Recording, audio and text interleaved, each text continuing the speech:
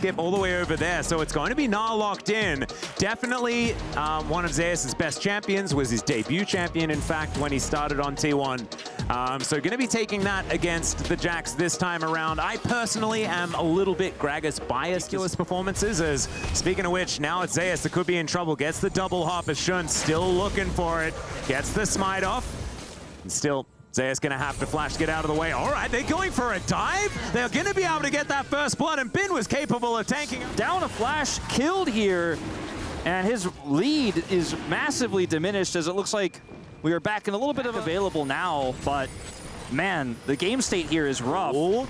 That's a big old arrow flying towards Carrier, and that will land. Knight is able to get over the wall as well. Shun's able to take down the Bard, and Ona has to flash. And they need to. They really need to start trying to move the needle in their direction. Otherwise, they're just going to start bleeding out.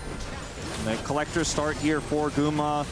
Let's have some really nice finishing power if they can set up the CC. There it is. Grasping Roots comes down. That is a lot of damage onto the Nidalee, who pounces over the wall. Primal Surge gets that health bar back up again here for Shun. And T1 not able to lock him down completely, as Faker going in, looking for Knight, who gets into the brush very nicely, and the Gatling gun really working out. Buster shot going to be used, and there's the flash forward. It's just too easy here for the golden left hand, and the turret going to go down as well. Icing on the cake for BLG. Clearly no mouse issues there. Faker making a missed call. And Gumayushi also able to play with the Fog of War, but the ward goes into the brush. Now On looking to come in. Now the curtains have been called. Can they actually lock down any kills here? As the Tempered Fate goes wide, the plants also not really helping out. As now On kind of looking to turn it here by the looks of things. T1 looking a little frazzled here in game number 3. Yeah, I mean, so desperate here in this final game. Good footwork there from On and Elk to avoid everything. Tempered Fate does miss. Now Zeus is able to get the turret bottom side, so they are going to come up with one big win here on the map, but this mid turret's going to go down in exchange, and potentially more here should. And that's been halved as well. It was to the tune of about 20 CS. Now that is starting to evaporate, and now Zeus is under fire. On is going to get over that wall, finds the hop, grand entrance, doesn't quite get in there, but the quickness is still going to charm him, and there is the counter strike. Bin going to be able to take down his opposite at 17.5 minutes.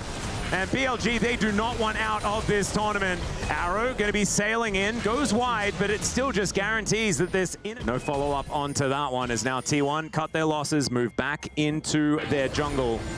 And Kerry actually looking for Elk here. Tempered Fate is... I think they just have 2 kills to Guma. The snipe coming out. We're not done yet. Oh, Carrier finds a meep slap as Shun, he has to flash. Deadly Flourish, too scary, coming through the floor. And T1, they're going to augment this with an outer turret take as well. Suddenly the map is all open. Down to 50%. T1 going to have to pull that trigger relatively soon, as Spear's not quite connecting onto that Gnar. And you can see BLG, they're not wanting to do anything until there's a mini Gnar once again. And now it comes through. The Dragon going to be picked up. On in actually a lot of trouble as the curtains have been called. On just going to be sniped. No one was there to protect him. And now Elk is going to get slowed down. Shun is here with the rest of the team, but Bin is nowhere in sight.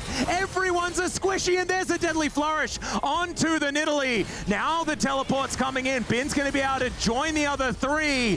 The BLG are getting closed in on, and this is not their side. Doing the big damage. He went from irrelevant to 305 on this 2-item spike, and now they're going to get Baron.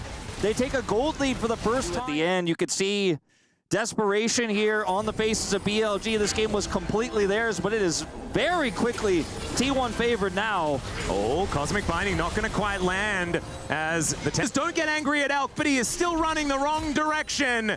And I think this hunting party from T1 will be able to take down their prize, unless, well, Magical Journey does come on through. Volley from the brush gives away his position, and Elk is buying a lot of time. They're not losing any time here in the mid lane, though. T1 just pushing it down right away, just taking this inhibitor. Elk buying a lot of time. Yeah, Grasping Root's going to be there, and Ona gets the kill.